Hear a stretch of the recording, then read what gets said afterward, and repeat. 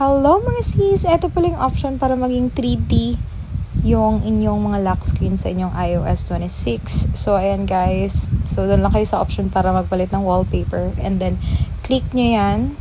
Choose photo.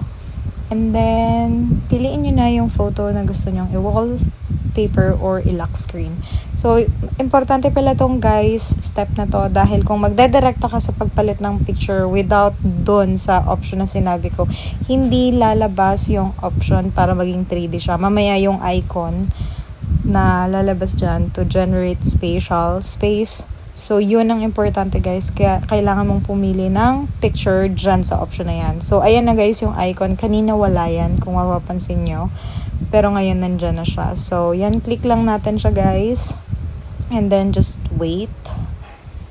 And, ayan, hintayin lang natin siya ma-generate. And then, ayan na guys. 3D na siya. And then, mai-adjust mo na yung oras dyan lang sa option na yan. And then, you can just pinch it para maging zoom or like mas malapit yung pictures nyo. And then, make sure nyo lang naka in-depth effect siya para parang gumagalaw talaga siya or 3D effect talaga. So, yun lang guys. Yung iba kasing mga papanood kong tutorial is depende daw sa picture. Pero hindi guys. Dapat dyan kayo pipili. Dyan sa choose photo option para lahat talaga siya. Like, lahat ng gusto nyong picture maging ganyan.